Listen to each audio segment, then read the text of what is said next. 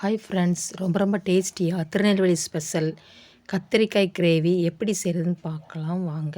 இது வந்து சுட சுட சாதத்துக்கு, இட்லிக்கு, தோசைக்கு, பூரிக்கு, சப்பாத்திக்கு, வெரைட்டி ரைஸ்க்கெலாம் வச்சு சாப்பிட்டோம்னா அவ்வளோ ஒரு டேஸ்ட்டாக இருக்கும்.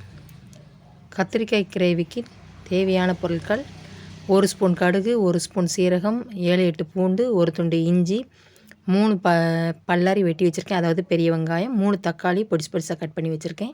அதுக்கப்புறம் எண்ணெய், 2 தயிர் பாக்கெட் வாங்கி வச்சுருக்கேன். நான் வந்து 10 ரூபா தயிர் பாக்கெட் தான், ரொம்ப புளிப்பு கிடையாது.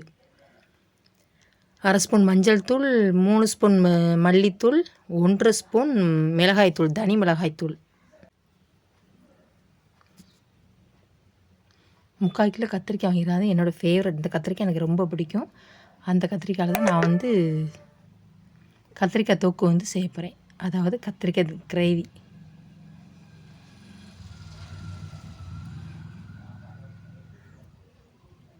வானொலி சூடானதுக்கப்புறம் எண்ணெய் கொஞ்சம் ஊற்றிக்கோங்க. இந்த வானொலி வந்து இரும்பு வானொலி, 300 ரூபான்னு வாங்கினேன். பிடிச்சிருக்கா இல்லையான்னு நீங்கள் சொல்லுங்கள். இந்த மாதிரி நீல வாக்கில் வெட்டிக்கோங்க. அப்போ தான் கத்திரிக்காய் கிரேவிக்கு அவ்வளோ ஒரு சூப்பராக இருக்கும். எண்ணெய் சூடானதுக்கப்புறம் அந்த கத்திரிக்காயை சேர்த்துக்கோங்க.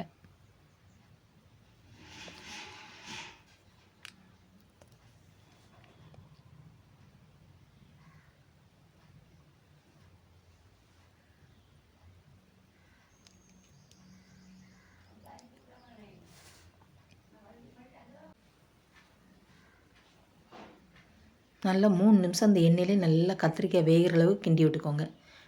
நல்லா கலர் மாறணும், அந்தளவுக்கு கிண்டி விட்டுக்கோங்க.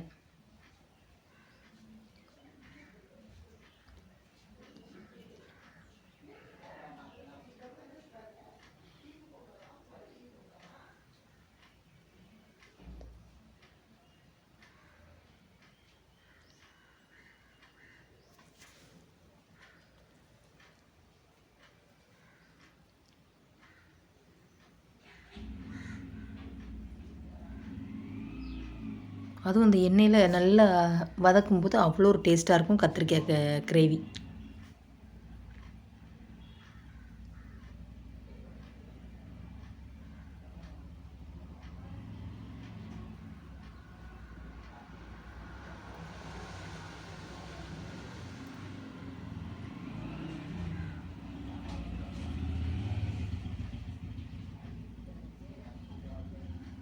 இந்த அளவுக்கு நல்லா வதக்கிக்கோங்க.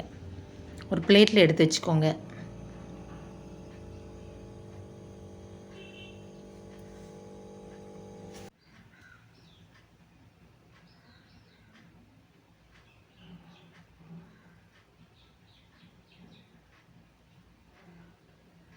கத்திரிக்காய் வந்து உடம்புக்கு நல்லது அதனால் கட்டாயம் சாப்பாட்டில் வந்து இந்த கத்திரிக்காய் கிரேவி இந்த மாதிரி செஞ்சு சாப்பிட்டுக்கோங்க. சின்ன குழந்தைங்களுக்குமே செஞ்சு கொடுங்க, அவ்வளோ ஒரு சூப்பராக சாப்பிடுவாங்க. அதே வாணலியில் மறுபடியும் எண்ணெய் சேர்த்துக்கோங்க.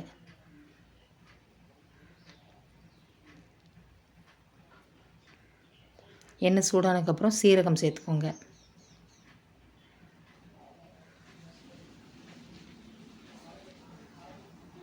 சீரகம் பொரிஞ்சதுக்கப்புறம் கடுகு சேர்த்துக்கோங்க.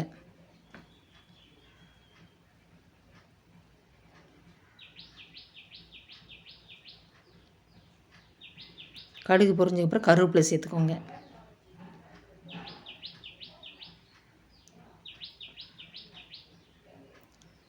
வெட்டி வச்ச பெரிய வெங்காயம் சேர்த்துக்கோங்க. எங்கள் ஊரில் நாங்கள் பல்லாரின்னு சொல்லுவோம், அதனால தான் அடிக்கடி பல்லாரின்னு வருது.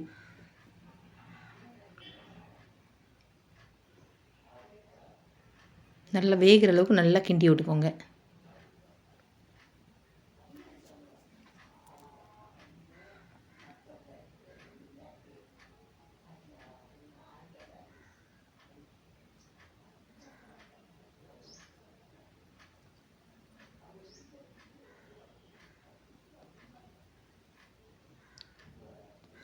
ஒரு துண்டு இஞ்சி வந்து நல்லா தோல் சீவி சின்ன மிக்ஸி ஜாரில் சேர்த்துருக்கேன். அதுக்கப்புறம் அந்த பூண்டு, அதுக்கப்புறம் வெட்டி வச்சு அந்த தக்காளி சேர்த்து தண்ணி ஊற்றாமல் நல்லா மையாக அரைச்சிக்கோங்க. தக்காளி எல்லாம் நல்லா அரைச்சி சேர்த்து கத்திரிக்காய் தொக்கு வைக்கும்போது அவ்வளோ ஒரு டேஸ்ட்டாக இருக்கும். தொக்குன்னே வருது. தொக்கும் கிரேவி ஒன்று தான், சரி சூப்பராக இருக்கும். அரைச்சி வச்சு அந்த தக்காளி இது எல்லாத்தையும் சேர்த்துக்கோங்க.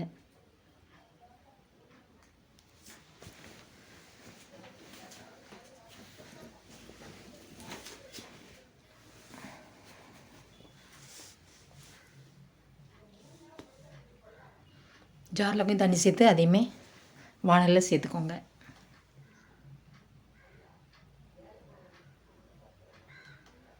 இது வந்து திருநெல்வேலியில் ரொம்ப ஸ்பெஷலுங்க. இந்த கத்திரிக்காய் கிரேவி வந்து ரொம்ப ரொம்ப ஸ்பெஷல். எங்கள் ஊரில் செய்யாதவங்க யாருமே கிடையாது. அந்தளவுக்கு எப்போதுமே செய்வாங்க. ஒரு வாரத்தில் 2 நாளாவது செஞ்சுருவாங்க இந்த கத்திரிக்காய் கிரேவி. செம்ம டேஸ்ட்டாக இருக்கும்.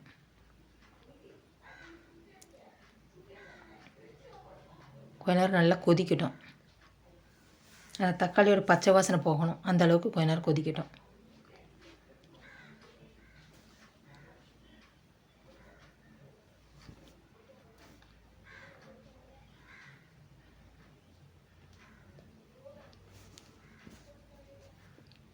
மசாலா தூள் சேர்த்துக்கோங்க.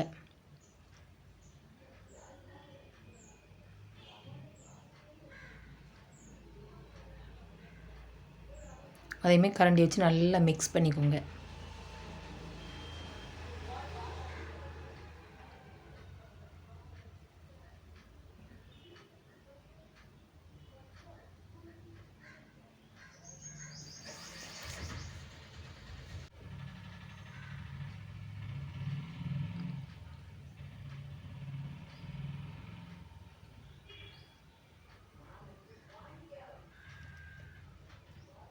இந்த கத்திரிக்காய் கிரேவியில் வந்து மெயின் ரெசிபியே இது இந்த தயிர் தான். தயிரை நல்லா மிக்ஸ் பண்ணிக்கோங்க. நல்லா கரண்டி வச்சு நல்லா அப்படியே கலக்கி விட்டுக்கோங்க. அந்த தயிர் சேர்த்து நம்ம கத்திரிக்காய் கிரேவி செய்யும்போது அவ்வளோ ஒரு டேஸ்ட்டாக இருக்கும். நீங்களும் கட்டாயம் செஞ்சு பாருங்கள். செஞ்சு பார்த்துட்டு என்னோடய கமெண்டில் வந்து சொல்லுங்கள் எப்படி வந்ததுன்ட்டு. அவ்வளோ ஒரு சூப்பராக இருக்கும். அதுமாரி சேர்த்துட்டு நல்லா அப்படி மிக்ஸ் பண்ணிக்கோங்க.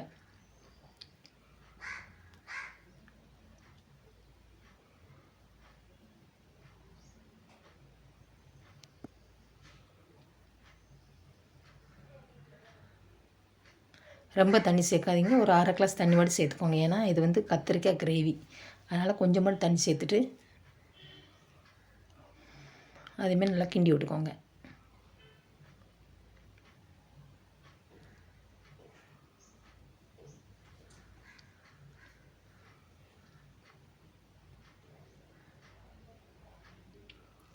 தேவையான அளவு உப்பு சேர்த்துக்கோங்க. என்கிட்ட வந்து பொடி உப்பு தான் இருக்குது. அதனால் நான் வந்து பொடி உப்பு சேர்த்துருக்கேன்.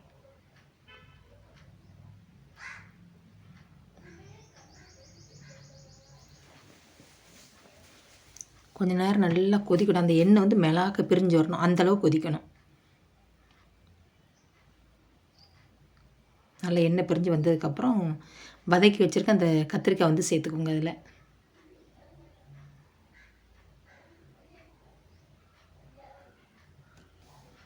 சேர்த்துட்டு அந்த மசாலா எல்லாம் நல்லா அந்த கத்திரிக்காயில் படுற அளவுக்கு நல்லா மிக்ஸ் பண்ணிக்கோங்க.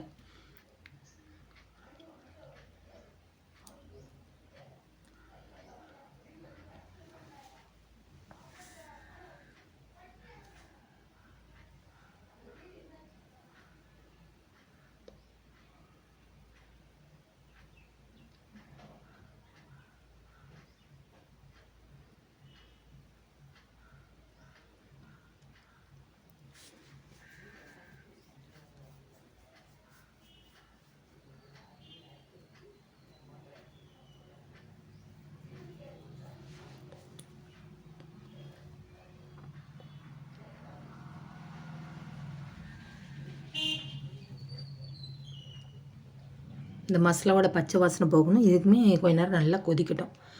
அந்த எண்ணெய் வந்து நல்லா மிளாக்க பிரிஞ்சு வந்துட்டு பார்க்கவே எவ்வளோ ஒரு சூப்பராக இருக்கு பாருங்கள். அப்போது சாப்பிட்டா அவ்வளோ ஒரு சூப்பராக டேஸ்ட்டாக இருக்கும்.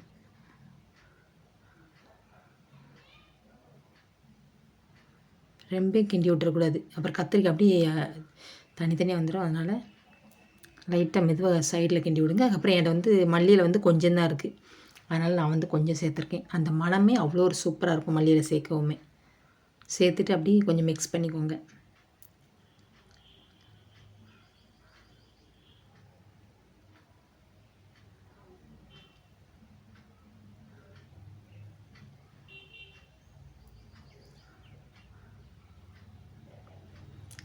அடுப்பை ஆஃப் பண்ணிக்கோங்க. திருநெல்வேலி ஸ்பெஷல் கத்திரிக்காய் கிரேவி ரெடி. நீங்களும் கட்டாயம் இது மாதிரி செஞ்சு பாருங்கள்.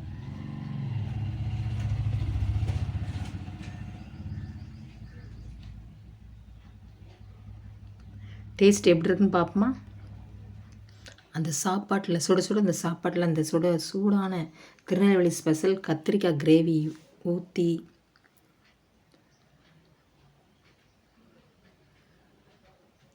கத்திரிக்காய் எல்லாமே சூப்பராக வெந்துடுச்சு.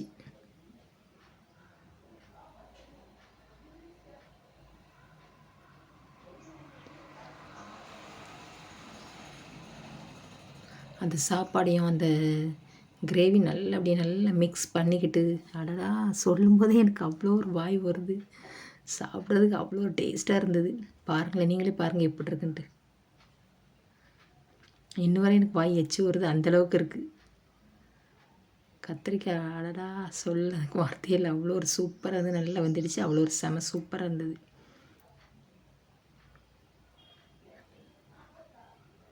சாப்பிட இன்னும் சாப்பிட்டுக்கிட்டே தான் இருக்கணுன்ட்டு இருந்தது.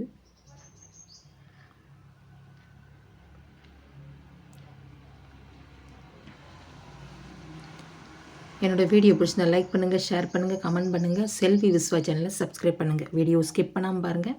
ஹைப் கட்டாயம் கொடுங்க. தேங்க்யூ, பாய். சூப்பராக இருந்தது. Bye friends.